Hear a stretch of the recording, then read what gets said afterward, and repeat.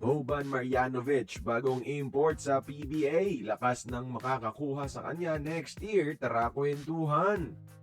Isa sa mga pasabog ng strong group ngayong taon ay ang pagkuha kay Boban Marjanovic, mga idol. At si Boban na nasa Pinas na ngayon ay napamahal na kagad sa ating Filipino culture. Kaya sa SGA Media Day, tinanong siya kung bukas ba siyang maglaro sa Unli Height Conference ng PBA next time.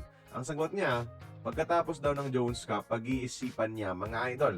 So ngayon, ang goal muna ni Boban ay tulungan ang Pinas makuha ang 3-peat sa Jones Cup, mga idol. Pero hindi sinasarado ng 7'4" Gentle Giant at former NBA player ang posibilidad maging import sa PBA sa susunod na Commissioner's Cup. Lalo na ngayon na may connection na siya sa Philippine basketball at nasimula na ni Bolbol ang pagbukas ng pintuan sa mga big names na former NBA player maging PBA import.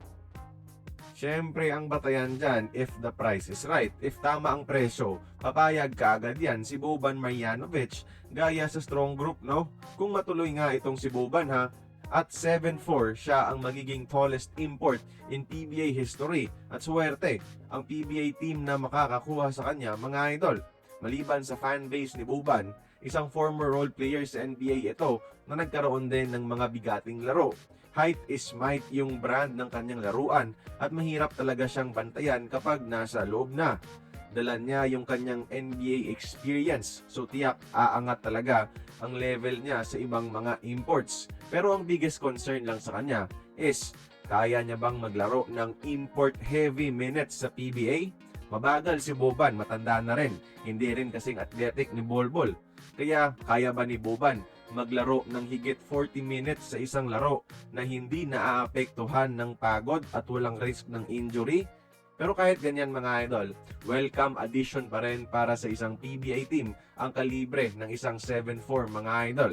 Ang tanong na nga, saang team kaya siya bagay, mga idol, at anong team kaya ang kayang magbayad sa isang Boban Marjanovic? Join the conversation, magkomento lamang sa ibaba.